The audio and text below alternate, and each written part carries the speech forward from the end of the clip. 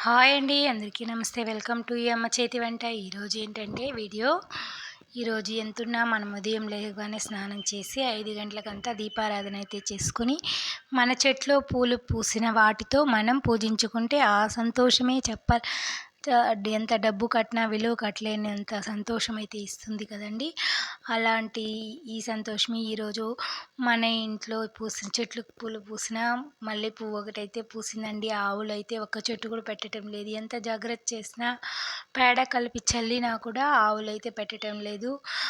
అది అందులోంచి తప్పించుకొని అయితే వచ్చి ఒక మల్లె పువ్వు అయితే పూసింది. ఆ ఒక్క పువ్వే భగవంతుడికి పెడితే ఎంత అందంగా ఉందంటే అది చూసి మర్చిపోవాల్సిందే, అంత అందంగా ఉంది ఆ ఒక్క మల్లె పువ్వు. అదే చెప్తా, ఒకే ఒక్క మల్లె పువ్వుతో ఎంత శోభ వచ్చిందో కదండీ! ఆ విధంగా ఉదయమే పూజ చేసుకుంటే మనసుకు ఆ రోజుకి సరిపోయేంత ధైర్య సాహసాలు అన్నైతే మనకైతే వస్తాయనైతే నా నమ్మకం అండి. ఈరోజు వీడియోలో ఏంటంటే ఉదయమే టిఫిన్‌కైతే దోస, ఇడ్లీలోకైతే సెమ కాంబినేషన్‌గా ఉండే కొత్తమిల్లి చట్నీ అండి. కొత్తమిల్లి మామూలుగా వేస్తే అందరూ తినరు.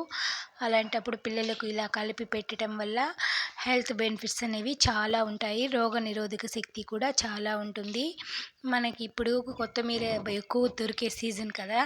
ఈ సీజన్‌లో కొత్తిమీర కట్ట రూ. 10కి చాలా పెద్ద కట్టే వస్తుంది. అలాంటప్పుడు ఒక కట్ట తీసుకున్నామంటే మనము హాఫ్ కట్ట వేసి చట్నీ చేసుకున్నామంటే హెల్తీ అయిన చట్నీ, ఇంట్లో చేసుకునే టిఫిన్ చట్నీకి అయితే చాలా అంటే చాలా సూపర్‌గా ఉంటుంది. నేనైతే ఇక్కడ ఒక కప్పు పుట్నాల పప్పు అయితే తీసుకున్నాను. ఆయిల్ వేసి బాగా పుట్నాల పప్పు బాగా ఫ్రై అయ్యే వరకు వేయించుకున్నాక పండు మిర్చి అయితే ఒక 5, 6 పచ్చిమిర్చి వేసుకున్నాను. ఈ పచ్చిమిర్చి ఎక్కువ కారంగా ఉంటుంది కాబట్టి నేను 5, 6 మాత్రమే తీసుకున్నాను.